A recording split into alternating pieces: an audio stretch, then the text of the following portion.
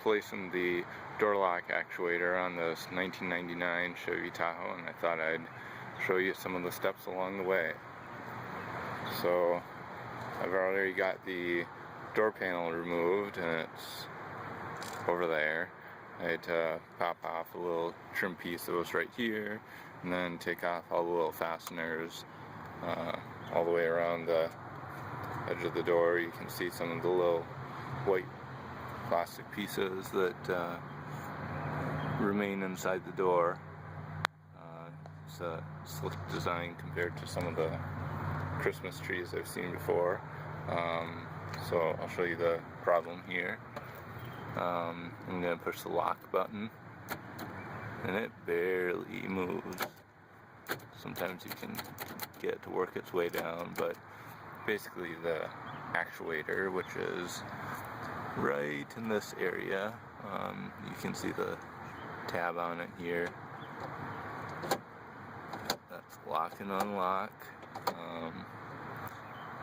It just doesn't have enough power anymore. And I've seen it's possible to do a little bit more intricate replacement of the motor, but I just got a whole new actuator assembly here. So this is what I'm going to be installing. Okay, and I actually got the driver's side and passenger one, and I don't think I'm going to need both. So let's see, is this the right one? Nope, it's going to have to be the other one. So what I'm going to do is drill out those rivets there, and then it should just fall off into my hand, and we'll see how big of a deal it is to get the electrical connector off. I tried to do it while it was in there through this itty bitty hole, sticking my finger in there. I can almost feel it, but it just wasn't happening, so I'm going to try to pull it out. For drilling those rivets, I'll be using my cool new Milwaukee tool M18 drill here, so first time using this. So that's the tools I'll be using, and I'll update you in a sec. Alright, I got my first one drilled out there, and I just wanted to point this out. I put some tape down there just so the aluminum shavings from the rivet don't fall down inside the liner, so you should just brush right off. And unfortunately, most of them get stuck on their way down there on the adhesive for this water sealing panel, but you know, that's the way things go. So I'll drill the other one out, and we'll go from there. Alright, I got them both drilled out. Now I have to figure out how to squeeze that thing out of there. Alright, I got it loose. It seemed to be kind of stuck on the back, so we'll see if there's some kind of adhesive sticking around. It did disconnect the, or poke through the little electrical wire holder thing that was sticking through that hole. And then the next order of business, my hand's in there, but is getting the little rubber thing off the barb. So, okay, I got the actuator out here. That's the electrical connector that needs to come off. So that'll be next. There's always some kind of little trick to these electrical connectors. This one wasn't very hard, but I did have to get a screwdriver in there and pry that little tab up because it was catching on the back there. But other than that, now we're free. Oh, by the way, I didn't see any adhesive on the back side of this, so I think it might have been just a little bit of corrosion there starting or something, or maybe just friction from the rivets in the hole. But anyway, nothing like that going on. Okay, I got both actuators here, got the new one plugged in there, fit just great. These things have remarkable similarities. In fact, I'd say they are the same thing.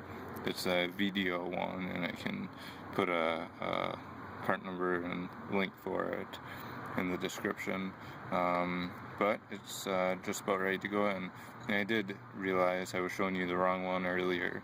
I need the right door side one, and I was showing you the left one, so I have the correct one here in my hand right now.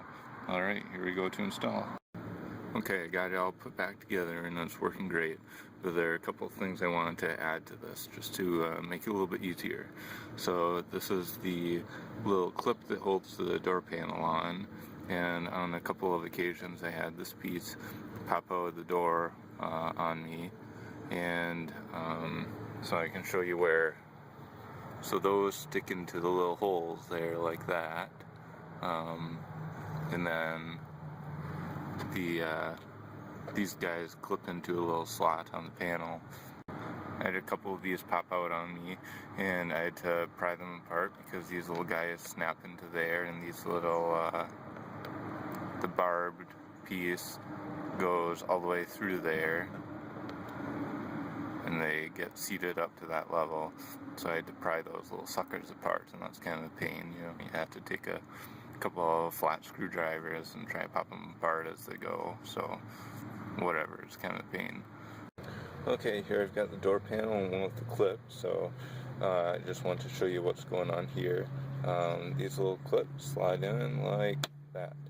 And when I was removing the door panel, I tried to remove those as they went, just pop them out so they didn't accidentally re-engage. I had to pop them out again. So that's just a little tip for when you're taking the door panel out.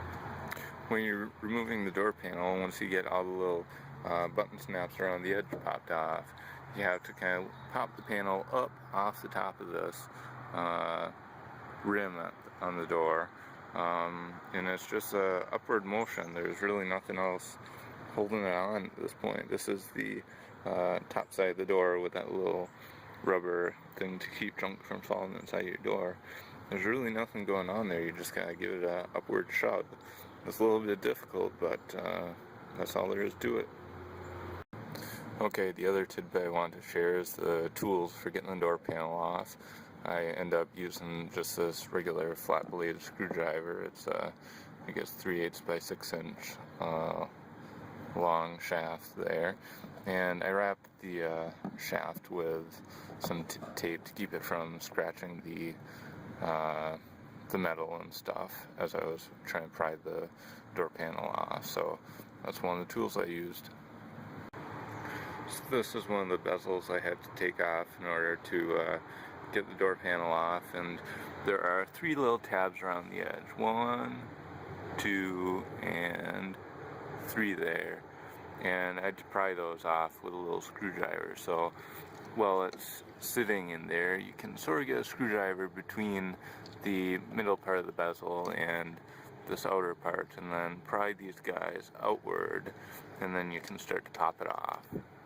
Okay, so one thing that happened here is that when I removed the door panel, I wanted to bring it inside and clean it up and stuff, so I had my bathtub scrubbing and dubbing there.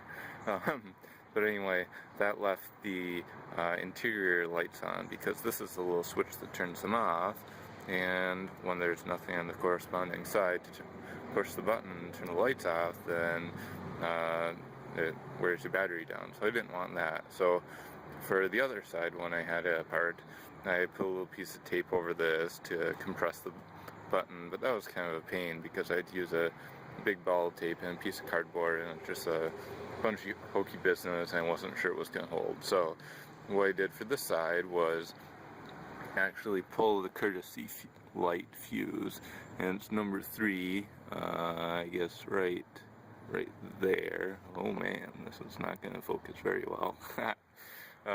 Anyway, here's the little chart for it here. See, number 3, 20 amp, CTSY, that's courtesy fuse. And then here's the little fuse puller assembly and the fuse. So that'll keep the interior lights from coming on and keep your battery from wearing down while you're doing any kind of door repairs. So this particular vehicle had manual window cranks, and I had to deal with pulling those off, and if you don't know what is going on there, it's a little bit difficult. So here's what the deal is. There's this little clip that slides into a slot, that slot right there, and then there's a spline shaft, and this clip engages with a little groove on the manual window crank shaft, which is right here, and there's a little groove right here that clip engages with. So you have to get that off, and it's all kind of tucked in there. So the tool I used for it was this little guy right here. I just bent out a piece of wire, and I could get it in behind there and hook those guys and then pull that clip off. So that's the tool I use. There's definitely better tools for the job. There's like a sheet metal piece that can slide in from this side and pop both of those off, and if you're going to be doing a lot of this, then feel free to get that. But you know, I was just here trying to get the job done, and I had some wire around, so that's what I came up with to do it. I've seen other people use paper clips and bend them in a hook to pull that out, but this is why I came up with it. It worked alright. Okay, here's that little clip reinstalled. It's just captive in there, and you can see how that it engages with the splined area a little bit. There's this little nylon cover, and I think this is the way it goes on. It's just there to keep junk out, I suppose. One consideration is when you put this on, so you don't have to pull it off again, you might want to consider what position you want it to be in when the door or when the window is all the way open or all the way closed. So the window's up right now, and I think I want the crank about that position when it's up, so I'm just gonna let me look over at the other side. Yeah, let me do it up a little bit more, just like that, and now it's installed. Simple as that. So did all the hard work pay off?